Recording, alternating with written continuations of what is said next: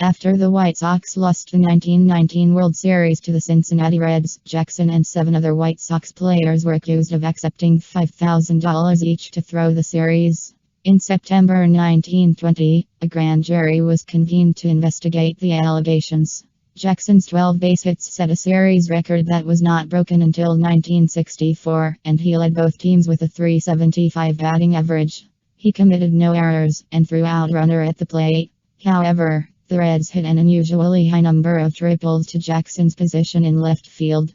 During grand jury testimony on September 28, 1920, Jackson admitted to participating in the fix. Some news accounts quoted this as, "When a Cincinnati player would bat a ball out in my territory, I'd muff it if I could, that is, fail to catch it.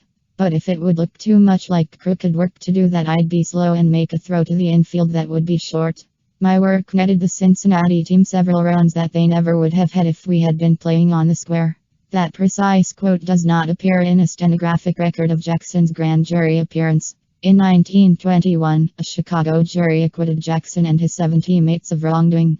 Nevertheless, Kennesaw Mountain Landis, the newly appointed commissioner of baseball, imposed a lifetime ban on all 8 players.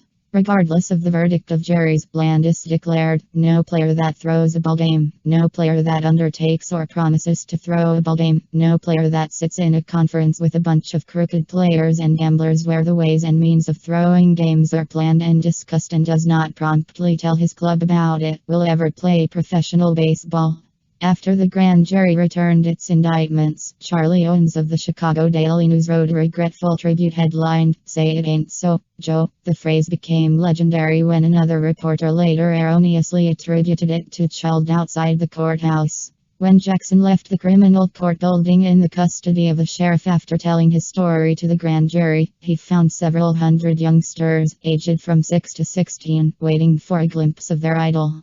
One child stepped up to the outfielder and, grabbing his coat sleeve, said, "It ain't true, is it, Joe?" "Yes, kid, I'm afraid it is," Jackson replied.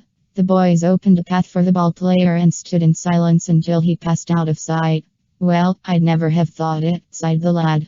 In an interview in Sport nearly 3 decades later, Jackson confirmed that the legendary exchange never occurred.